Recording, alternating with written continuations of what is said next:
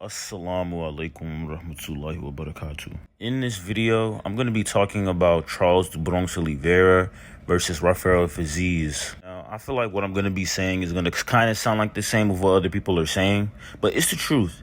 Charles Oliveira is coming back too soon. For me, myself, as a combat sports athlete, a boxer, I understand how concussions work in CTE. Y'all know you can receive way more concussions in CTE in boxing than MMA. That's why we say boxing's more dangerous than MMA. The fact that you can receive way more headshots.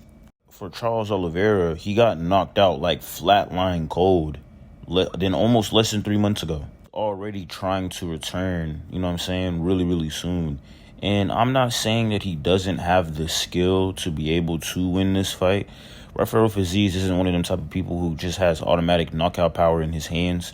I mean, he lost to Justin Gaethje twice.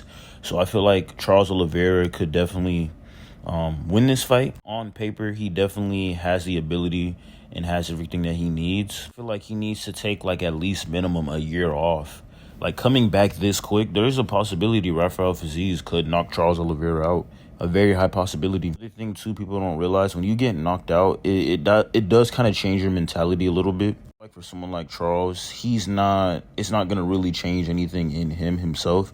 I mean, as we see clearly, he's already trying to get a fight less than 3 months. In 3 months after being knocked out, 3 months ago, when it's going to be 3 months in October. For example, Kamaru Usman, when he got knocked out by that lead kick, it kind of changed him a little bit. Not 100%. He's back now. He fought Leon Edwards. It made him hesitate a little bit. And I'm not going to lie, there's a possibility Charles Oliveira could hesitate in this fight and get caught with a bad shot, straight up. The thing is with Rafael Fiziev is that he is a very good striker and sure has very great wrestling takedown defense. If the fight were to get to the ground, though, Charles Oliveira would definitely submit him. I'm not even going to lie. He's definitely going to submit him. But on the feet, I'll still kind of give it to Charles. But it's like, because of what just happened to him not too long ago, it's like I just don't know. I really don't want to give my official review on who I think would win this fight. On paper, it's Charles. But because of what's happened to him and what is currently going on, it's very hard to say who would win or lose this fight. Honestly, I really didn't want to even see Charles competing this soon again. I actually wanted to see him compete against either Dan Hooker or Max Holloway. Those fights would have made way more sense. And matter of fact, there was actually an interview that he went on recently, and he was talking about how a lot of the fighters were ducking him. He had said that Dan Hooker didn't want to sign the contract, something like that. I don't remember exactly what he said, but he said something like that. He was talking about Max Holloway. He talked about Justin Gaethje. Dustin Poirier is obviously retired. I don't even know why he mentioned Dustin for Gaethje. We've seen what he did to Gaethje. I mean, and it's like if they fought again, it would be the exact same. Definitely. Maybe he could end up TKOing him because of obviously what we've seen during that last fight when he had with him versus Gaethje. Honestly, in my personal opinion, at the end of the day, these men are fighters. They're going to come out there. They're going to do their job. They're going to do what they need to do. No one is scared of nobody. This is a business. They're just trying to feed their families for real. But I'm going to be honest, the fact that this is not on a main card, like UFC, maybe 320 or something like that, kind of pisses me off. I'm not going to lie. Like, when I first seen it, I was genuinely shocked to see the fact that he was competing this soon. But I am glad that they're having this fight in Brazil. So it'll be in front of his home country and his people. Like I've already said, it's still kind of wild, the fact that he's fighting this soon. All I'm going to say is, though, I pray for Charles Oliveira to not get knocked out, KO'd, none of that. I feel like, with the home crowd advantage, it could definitely change everything, you know what I'm saying? Definitely see him pulling off an upset during this fight. Maybe he could stop Rafael Fiziev or maybe submit him. I don't know. Or take him to decision, which is probably going to be the highest possibility of that happening. If that does happen, after that point, you could put him back in I won't say the title fight automatically, because Rafael Fiziev is not a top 10 ranked opponent. Definitely, that could put him in his next matchup. He could either fight Max Holloway, Dan Hooker, or maybe even Paddy Pimblett. Who knows? Because as far as what I can see right now, I feel like the lightweight division, it's very confusing. We have Arman Sharukian, the #1 ranked contender, who can't even fight for the title next because he hasn't fought since UFC 300. We have Justin Gaethje, who says that if he doesn't get a title fight, that he's going to retire. And Dana White doesn't play that type of stuff. He don't like that. He don't like when people talk like that. He's like, just go on ahead and retire. The reason why we feel like he doesn't deserve a title shot is because he only beat this man right here, Rafael Fiziev, and he hasn't beat nobody else outside of him. And you have Paddy Pimblett, who is one fight away too from a title shot. And the thing is with him, it's finding a matchup. Justin Gaethje wouldn't be a bad matchup in my personal opinion. I feel like that would be pretty good. Or maybe Max Holloway. Another thing too, we've already seen Max Holloway versus Ilia Topuria. Now, I would love to see a rematch, but I'd like to see Ilia Topuria fighting new faces and different people. I don't want to see him having a rematch automatically this soon in his career.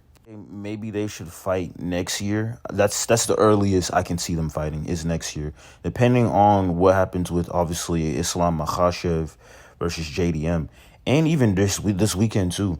We have Khamzat Chimaev versus Dricus du Plessis. Khamzat was talking about he wants to go back down to 170 and he wants to fight for the belt.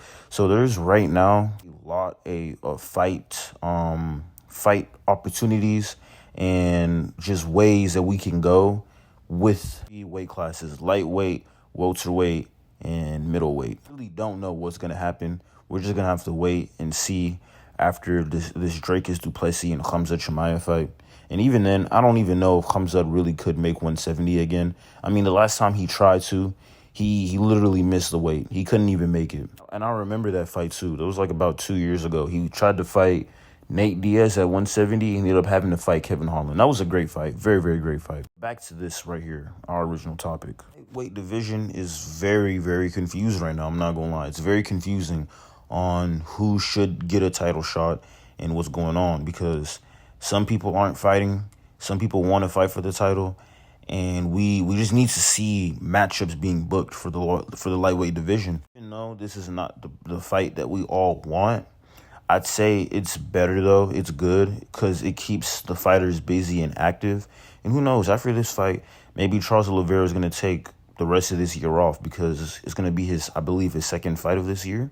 Maybe he'll compete against somebody else next year, and whoever wins that fight will get a title shot. Because as far as what we've seen, obviously, during his last fight, there ain't no title shot coming around anytime soon.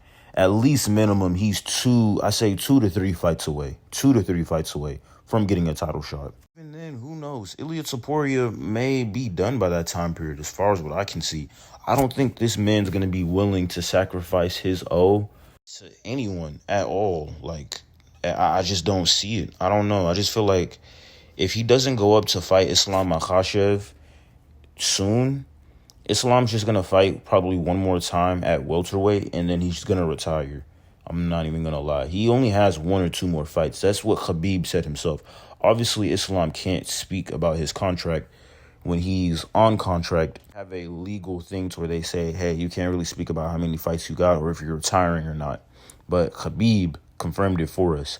And we already knew this was going to happen, obviously. With this retirement happening very soon, like I've already been saying, all these fighters have such a limited amount of time. The old generation of fighters are about to be done with, man. And it's kind of sad to see this. Watching UFC since 2019, and all the old great fighters, Israel Adesanya, Charles Oliveira, Khabib, McGregor, Tony Ferguson, et cetera, all these great names, Dustin Poirier, seeing all these great people leaving the sport, really does break my heart. But it is what it is, man. At the end of the day, generation of fighters. Assalamu alaikum. Sure, y'all like, comment, subscribe. Into the comments, let me know exactly if there's anything y'all want me to talk about. Y'all have a blessed day, y'all.